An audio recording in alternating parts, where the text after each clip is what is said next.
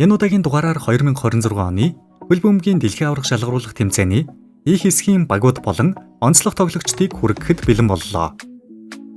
Их хэсэгт дэлхийн 4 удаагийн аварга Герман, анхны дэлхийн аваргатаа оролцож буй Карибын тэнгисийн төлөөлөл Кюрасао, Африкийн хүчирхэг багуудын нэг Кот д'Ивуар, Өмнөд Америкийн сахилга баттай хамгаалалт сайтай Эквадорын шигшээ багууд багтжээ.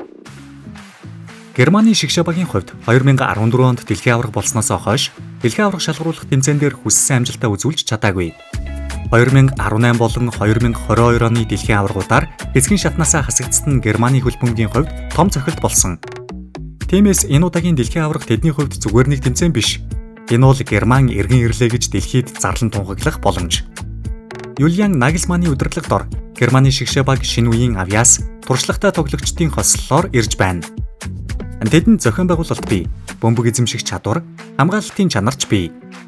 Гэхдээ ийм том тэмцээнд дан ганц тактик системээс илүү ганц тоглогчийн ид шид хэрэг болдог. Германы хувьд тэр ид шидийг авчрах хүн бол Жамал Мусиала юм. Мусиала бол бөмбөг хөлдний ирэх мөчөд тоглолтын уур амьсгалыг өөрчилж чаддаг тоглогч. Тэр хэдийгээр өндөр биетэй хүчээр дамгаалдаг тоглогч биш ч жижиг хөдөлгөөн, огцом эргэлт, хамгаалагчийн тэнцвэрийг алдагдуулдаг дриблингээрээ ялгардаг. Түүний тоглолтод нэг зүйл их гоё харагддаг нь хамгаалагчид хаашаа явахыг нь таамаглаж амжаагүй байхад Мусиала аль хэдийн дараагийн алхмаа хийчихсэн байдаг. Герман энэ хэсэгт Кюрасаогийн хамгаалалт, Кот д'Ивуарын биеийн хүч, Эквадорын нягт арын шугамтай тулна. Ийм багуудын эсрэг хамгаалтын завсар зай олох, 2-3 тоглогчийг өөртөө татаж хуурах, гинтийн шийдвэр гаргах тоглогч маш их хэрэгтэй байдаг. Мусиала яг л тийм тоглогч.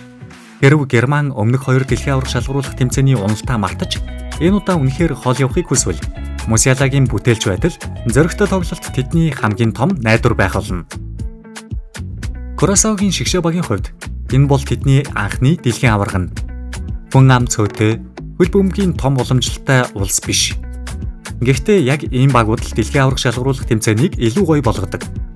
Учир нь тэдний ард зөвхөн оноо хүснэгт биш, бүхэл бүтэн улсын мөрөөдөл явж байдаг. Кюрасао энэ тэмцээнд зүгээр нэг азар ирээгүй. Тэд сахилга баттай хамгаалалт, Европт тоглож байсан туршлагатай тоглогчид нэг баг болж хөдөлдөг зохион байгуулалтаараа эрхээ авч чадсан. Дик адвокат шиг асар туршлагатай дасгалжуулагчийн удирдлагад ор энэ жижиг улс дэлхийн хамгийн том тайзан дээр гарч ирж байна. Кюрасаогийн шигшээ багаас онцлог тоглогч бол Армандо Обиспо. Кюрасао шиг багийн хувьд хамгаалалтын лидер, тайван тоглогч, агаарын болон биеийн тулаанд найдвартай хүн хамгийн чухал байдаг. Обиспо бол Нидерландын хөл бөмбөгийн орчинд өсөж, Европын төвшөнд тоглож ирсэн хамгаалагч. Түүний хамгийн том үүрэг бол Кюрасаогийн хамгаалтын шугамыг эмгцэгцтэй байлгах. Германы эсрэг тэд бөмбөг баг эзэмшиж магадгүй ч Кот д'Ивуарын эсрэг биеийн хүчний ширүүн тулаан болно. Эквадорын эсрэг довтлогоо хамгаалтын тэнцвэрийг сайн барих шаардлагатай. Энэ бүх тоглолтод Обиспо шиг хамгаалагчийн нэг шийдвэр, нэг таслалт, нэг зөв байрлал маш үнэтэй. Хэрв Кюрасао анхны дэлхийн аваргадаа оноо авч бүр хожил байгуулж чадвал тэр түүхийн хамгийн том баатар нь Обиспо байх болно. Кот д'Ивуарын шигшээ баг бол Африкийн хөл бөмбөгийн хамгийн авьяаслаг төлөөллүүдийн нэг. Дидье Дрогба, Яя Туре нарын үеэс хойш зааны яасан иргэнхэн дэлхийн хөл бөмбөгт хүчтэй нэртэй байсаар ирсэн. 2023 оны Африкийн үндэстнүүдийн цомд түрүүлсэн нь тэдэнд дахин том итгэл, шинэ эрч хүч өгсөн. Энэ удаа тэд дэлхийн аварга шалгаруулах тэмцээнд зөвхөн оролцох гэж биш, хэсгээс гарах тодорхой зорилготой ирж байна.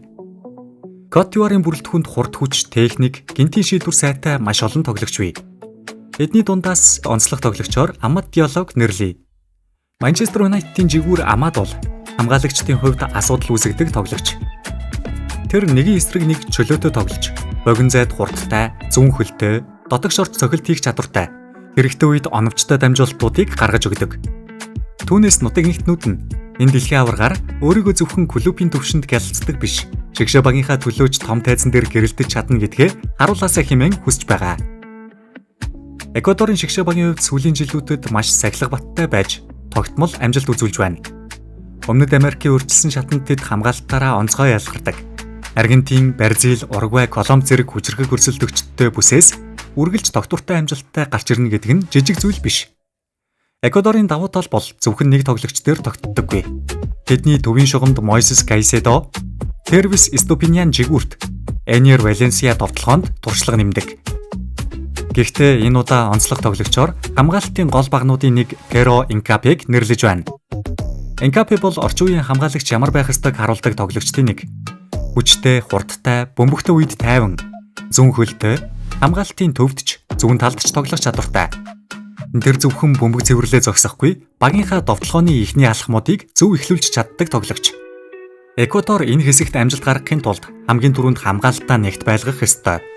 Германы довтлохоо, Кот д'Ивуарын хурд, Кюрасаогийн стандарт цохилтууд гээд бүгд сорилт болно. Иймд Инкапегийн хамгаалалтын шугамдах манлайлал маш чухал юм.